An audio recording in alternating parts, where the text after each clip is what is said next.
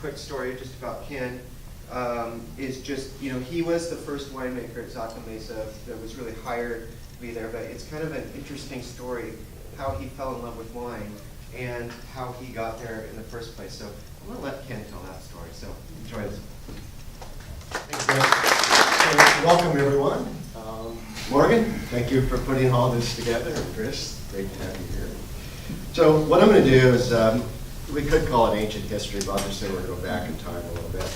So when I first got into the real world of not winemaking, worked with a small company. I think a lot of you have heard of it, IBM. But I can say this is right out of college.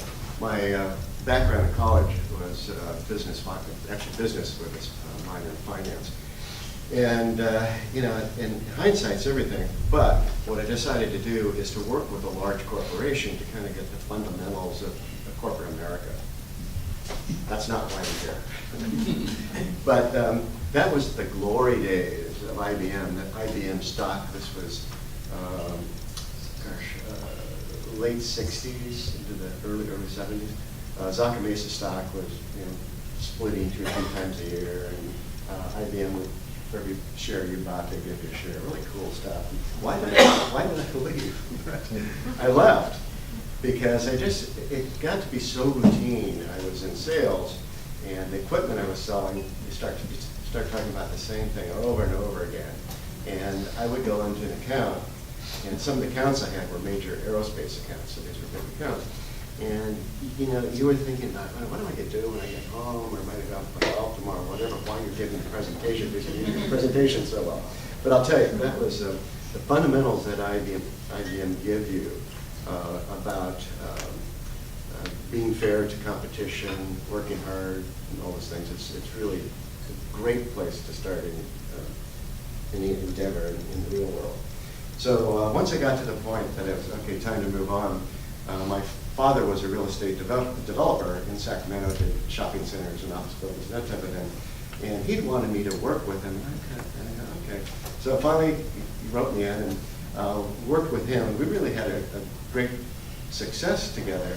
But his name was Charlie Brown, but everybody called him Duke. And I was always Duke's son. I wasn't me. So that was the time that I really began to fall in love with wine. It all started that my father had a good friend that had a family that had a vineyard in Lodi, and they were buddies. And so I met with this guy, and we started talking about grapes, and he started telling me about stories, how in the old days he would drive the old flatbed truck from their vineyard in Lodi to Napa. And I'm going, you were delivering grapes from Lodi to Napa? I said, oh yeah, we did it all the time. I said, oh, that's interesting, I'll make a note of that. But it was from there then that I got to know some of these Napa Valley wineries, producers. And I'll tell you, it wasn't, we're not talking really ancient history here, but in that time, that'd be back in late 60s, early 70s, when you would call a winery and say, hey, I'd like to come by and taste some of your wines, and go, you do? Wow, nobody knew. But nobody had tasting rooms. And you would go in there, and usually you would end up in their kitchen after you tasted a couple wines out of the barrel. Can you stay for lunch? Can you stay for dinner?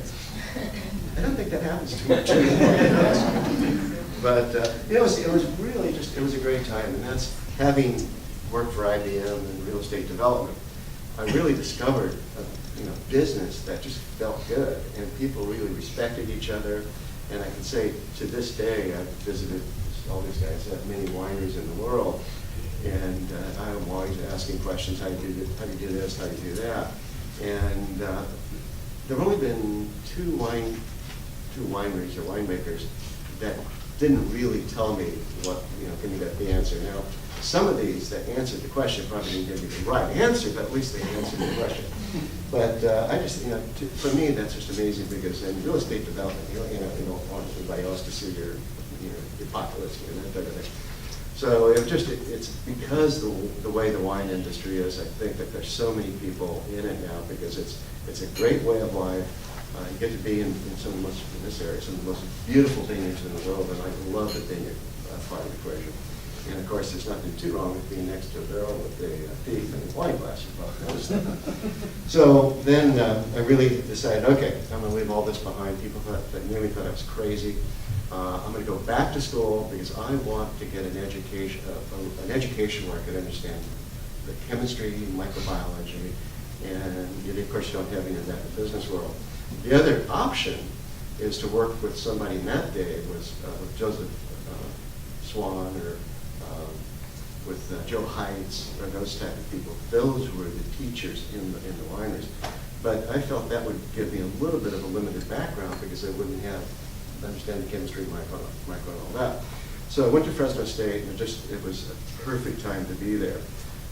As a graduate student, I ended up my first year there working on the experimental program in the vineyard, which is really cool. Really love the vineyard part. And then the second year I was there for 3 years. I took over the school winery, ran the school winery, and did worked on with the students. We were also, Fresno State, were getting funding from some of the large Central Valley wineries. Now, let's take a break here. I hope this doesn't offend anyone. But Davis is an absolutely incredible university. The interesting historical part of that is their funding also came from the Central Valley, and all their research was based on warm climate. And at that point, I knew what I was going to do. I wanted to make Pinot. I think the day I was born, I don't know how to pronounce it probably, but that's my genes. I wanted to make Pinot Noir. So at Fresno State, as Chris was saying, Fresno was really beginning to be contacted by some of the growers on the Central Coast to say, hey, we're thinking about planting vineyards. What's the potential? Really, we didn't have that much soil or weather data. So my job then was to work with some of these growers and make the wines, and the equipment that Fresno State has is really good. It's not your average home winemaker equipment because a lot of this was donated from the wine industry, so it's really good stuff. So the main wines I was making in those early years, these were the first production of Riesling, Chardonnay, Pinot Noir, and Cabernet. And no question, and like I say, when I say this to people, they kind of look at me, I kind of feel strange saying it, but the reason that we were doing this was to see if there was commercial potential in the Central Coast for wines. We didn't know, I think at this point, would you all agree that it's worked out pretty well? We're on the right track. So the first 4 wines, the Rieslings, and you guys kind of taste some of these earlier with the Riesling, were really great. Chardonnays were really great. And Pinot, for California Pinot at that time, was pretty amazing. There was a good future for that. But during that period, to get the recognition as a winery or an Appalachian region, you had to make good Cabernet. Basically, Pinot wasn't, nobody admitted to drinking Pinot, just wasn't cool. Everybody would drink Cabernet. But so I came to the area for Pinot Noir. We struggled, and it's not until, say, in the last 10, 15 years that we found that at the very back end of Happy Canyon, there are some really good Bordeaux stock grapes grown there, wines made out of those. But I was a happy camper because I came here for the Pinots and the Chardonnays, and early on, we really clicked with those, and that really started to develop. Riesling, this is a great region for Riesling. All the Riesling you can sell in the tasting room 100%, but once you put it on the shelf, the retailers, nobody wants it. So it's a rather limited opportunity. That is how I actually ended up getting to know some of the growers pretty well.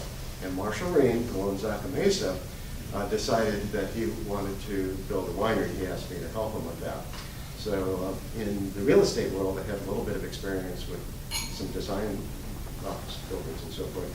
So I kind of played around with the design, picked out all the equipment, hired some incredible guys, young, passionate guys. Well, at least you're a young man. No more. I wish. Hairstyles have changed too.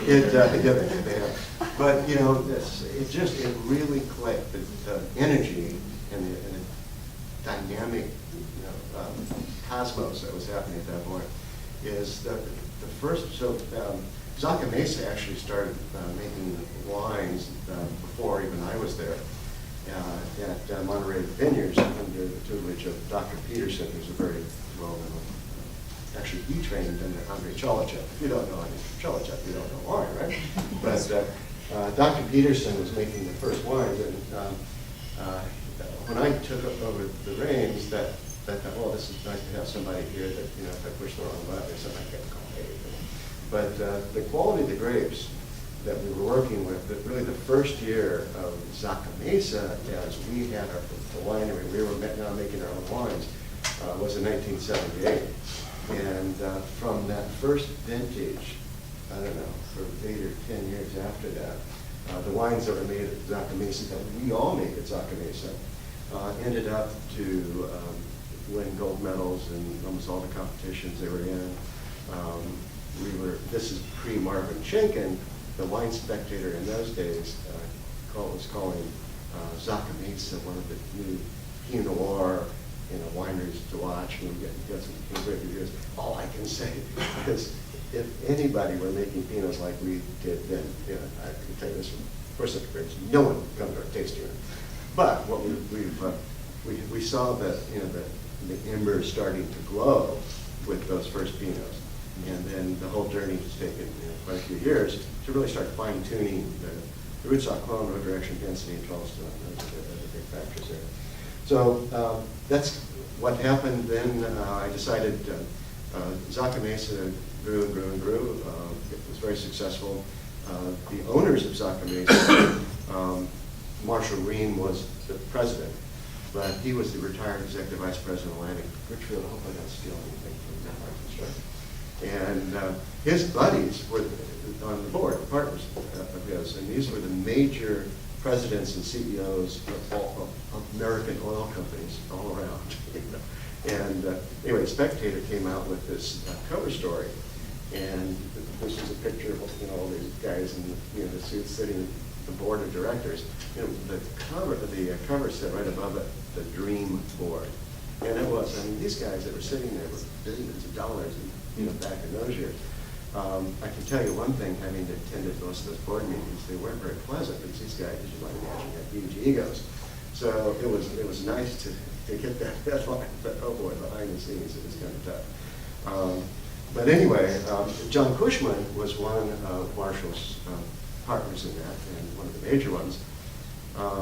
And John's family owns Cushman Wakefield throughout the United States, major real estate company. So he wasn't a bad addition, you know, to that board. But to this day, I believe John is the only still maintained single ownership and so forth. So he stuck it out. So I wish John were in the room so we could all applaud him. But then, so from there, I decided to start Byron Winery. That's actually my first name. And it was one of these things that was made to happen, because I found this piece of property in Santa Maria Valley. And the reason that we were talking about, well, what gives you the confidence to do something like that, is Zaca Mesa had run out of production capacity. And basically, I worked the deal out with Zaca Mesa, where I would build this winery, it'd be my winery, and I would start making some of my wines there, but also I would do all their excess production. So they were paying me to be their winemaker and paying me to do the extra production, which allowed me to pay for the new winery. So write that in your bullet point notes when you get your own winery going. Okay, so then fast forward, we'll move on now, is started Byron Winery in 1984, but I was still a winemaker at Zaca Mesa for 2 years, kind of handy from where I lived in the San Ynez Valley. I'd drive by Zaca Mesa in the morning, write the work orders, go over to, of course, the winery that I'm also, that's my wine, but also making Zaca Mesa wines out, and then spend the day there and drive home and sign off the reports, that type of thing. But it just got to a point, Zaca Mesa grew and grew, and they've really cut back, and I really appreciate what they've done now with their wines. It got pretty crazy there. Is it was time for me just to cut out and start my own brand. And we had a couple partners, but then in 1990, so only about 6 years after we started, we had really good luck breaking into the market. And the Mandavis owned a piece of property, family owned a piece of property next to us. And one thing led to another. Tim Mondavi was really impressed with the quality of the wines that were coming off of some of the vineyards there. And they wanted to get a foothold into Santa Barbara County. And I'd known the family for quite a while, so we started talking. And one thing led to another, and then I sold the Byron Winery to the Mondavi family, lock, stock, and barrel. And January 25th, 1990, I think escrow closed at about 2:02 p.m. Well, that's a single one, you know. But anyway, I stayed on 14 years after that to run the operation. We wouldn't have sold to anyone else but the Mondavi family. Mondavis, especially those days, were absolutely passionate about winemaking. That was what it was all about. You live, breathe, you got something, you know, Mondavis. So it was a great situation. In 1993, Mondavi went public. That's what was the unfortunate part we didn't know at that point. But then when the dot-com crash hit in the late 90s and early 2000, as a public company, the wheels come off the cart. And that's when the family and the board and Wall Street all started fighting. Wait a minute, time to get out of here. And when I told Tim that, we still are pretty good friends, he just kind of looked at me and said, "You're so lucky, I wish I could change my last name and come with you." So anyway, Ken Brown started in 2003. We've grown all the way from about 2,500 cases total production to about 3,500 cases total production. But for me, it's all about small lot, working with the best vineyards that are consistently good every year.